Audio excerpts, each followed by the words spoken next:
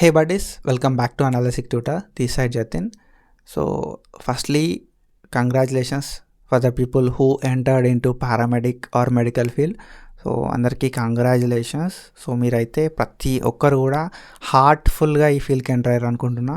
So హార్ట్ఫుల్గా enter కాని వాళ్ళందరూ కూడా సో ఇప్పటికైనా మీరున్న ఫీల్డ్ మంచి ఫీల్డ్ అని చెప్పి ఒక డెసిషన్కి వచ్చి హార్ట్ఫుల్గా మీరైతే వర్క్ని నేర్చుకుంటారని చెప్పి నేనైతే అనుకుంటున్నా.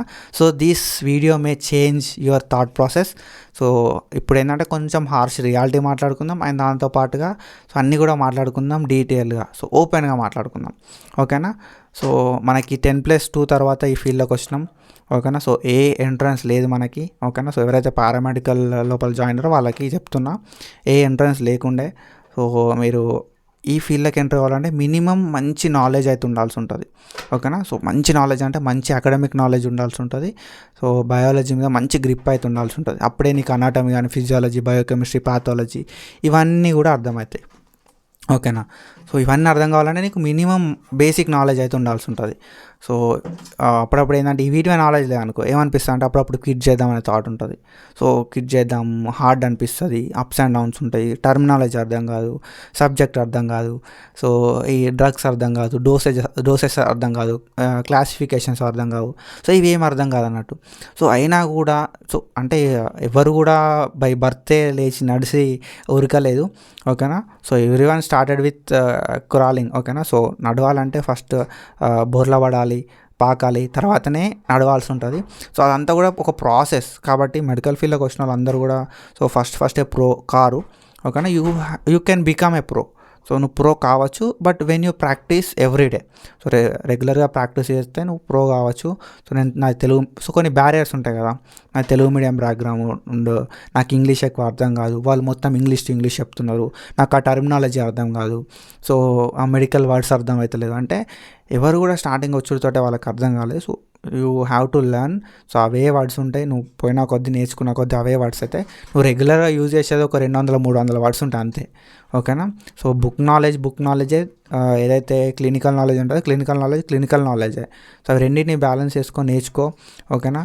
So it take some time, కొంచెం టైం పడుతుంది, బట్ ఇప్పుడే క్విట్ చేసే థాట్ ఉండకు, మస్తు ఉంటుంది ఫీల్డ్ మాత్రం, ఓకేనా. Ever green field. సో నీకు ఫీల్డ్లో జాబ్ ఆపర్చునిటీస్ మస్తు ఉంటాయి అండ్ మంచి నాలెడ్జ్ గెయిన్ చేసుకుంటే మంచి ఆపర్చునిటీస్ వస్తాయి. దానికంటే ముందు నువ్వు చేయాల్సింది ఏంటంటే ఫోకస్.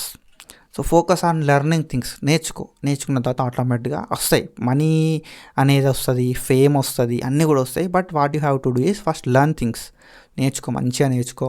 దాన్ని బట్టి నీకు మంచి స్కిల్స్ వస్తాయి. స్కిల్స్ని బట్టి నీకు డిమాండ్ అనేది పెరుగుతుంది. నువ్వున్న ఫీల్డ్ లోపల ద థింగ్ ఈస్ నువ్వున్న ఫీల్డ్ లోపల నువ్వు సో టాప్ లోపల ఉండాలి. అంటే వాళ్ళందరికీ లేని నీకు ఒకటి ఉండాలి, ఓకేనా. సో అది ఫోకస్. సో ఫోకస్ కానీ స్కిల్స్ కానీ ఉంటే ఆటోమేటిక్గా చేయొచ్చు. కొంచెం డిసిప్లిన్గా ఉండి డైలీ క్లినికల్ రొటేషన్స్కి వెళ్ళి అండ్ థియరటికల్ నాలెడ్జ్తో పాటు ప్రాక్టికల్ నాలెడ్జ్ అన్నిటినీ కూడా గెయిన్ చేసుకుంటే మంచి స్కిల్స్ అవుతాయి. దాంతోపాటు మంచి డిమాండ్ అనేది ఉంటుంది. సో కొంచెం హార్డ్ ఉంటుంది, అప్స్ అండ్ డౌన్స్ ఉంటాయి, లాంగ్ అవర్ షిఫ్ట్స్ ఉంటాయి. అయినా కూడా you have to stay focused. So పక్కాగా కాలేజ్కి పోవాలి, డ్యూటీలు చేసుకోవాలి, నేర్చుకోవాలి అండ్ ఒక మంచి పేరు అనేది గెయిన్ చేయాలి. సో ఎవరు కూడా ఇట్లాంటి అదృష్టం రాదు. సో వేరే వాళ్ళకి సర్వ్ చేసే అదృష్టం ఎవరికి రాదు తెలుసా.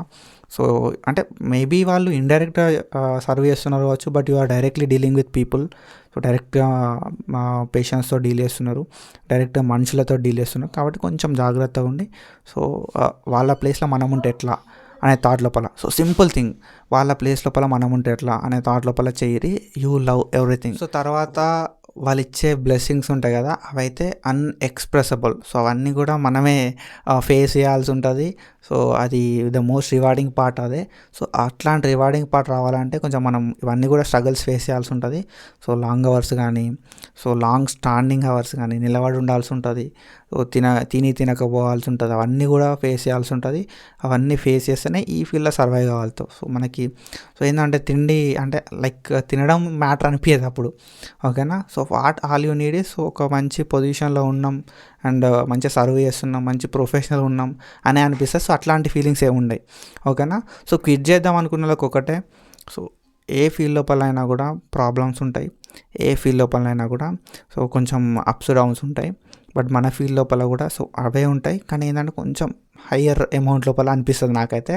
సో అవన్నిటిని కూడా చూసుకొని బ్యాలెన్స్ చేసుకొని సస్టైన్ కాగలిగితే you can be in top 1% medical students. ఓకేనా? So that's it for today. I hope you got some clarity. So if you like this video కింద కామెంట్ చేయట్లేదని చెప్పి అండ్ మీ ఫ్రెండ్స్ అందరూ కూడా షేర్ చేయి. That's it for today. Follow for మోకండన్. Thank you so much. Signing of.